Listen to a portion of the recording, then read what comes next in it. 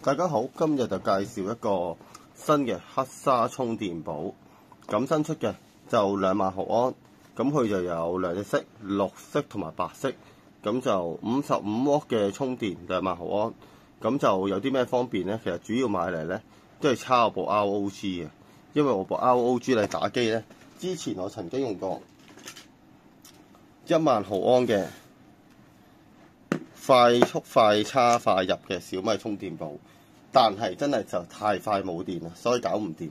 所以1萬毫安咧真係完全唔夠用啊！所以見佢平平地就買黑沙嘅，咁佢跟機亦都有條 Type C 充電線。咁就尼龍材質啦，咁所謂嘅啲叫織布啦，咁冇咁易挫斷啊、挫爛嗰啲啦。咁就有2萬毫安，咁側邊有閃電，有電池顯示啦。咁個價錢都係140蚊到咯，你預翻淘寶就可以買到。因為我平時咧就要打機，用 ROG 呢部機咧，就好多時都好快冇電嘅啦。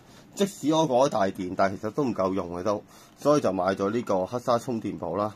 咁都算係輕身嘅，咁佢充電有45W快充嘅，咁都 OK 嘅。但係講起黑沙嘅電池咧，大家都可能記得啦，黑沙手機咧，我以前都好中意用嘅，摯愛嚟嘅，但係好可惜，我換過2次電啦，舊電都係漲到咧整起咗芒嘅，所以冇辦法。佢呢個係真係先天部機嘅設計問題，所以發生啲咁嘅嘢。咁其實黑沙呢個牌子咧，所以冇辦法啦，佢真係唔接唔得嘅。咁另外仲有個耳機啦，上次介紹咗呢個耳機啦。咁我翻去我試咗一排之後咧，發覺咧原來咧佢呢個耳機咧其實原來再帶一個 Apps 啊。咁佢跟埋一個 Apps 啊，因為之前冇試過。咁我試完之後發覺原來其實佢咧係可以調校個音質嘅，遊戲模式同埋音質模式啦。咁我試咗音質模式之後咧，啲聲就靚咗好多。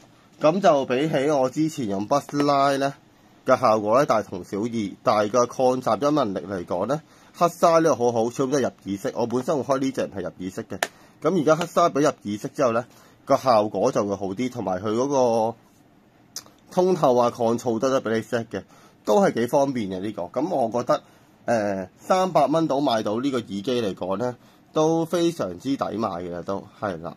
咁好啦，咁今次就分享到嚟呢度，下次再見，拜拜。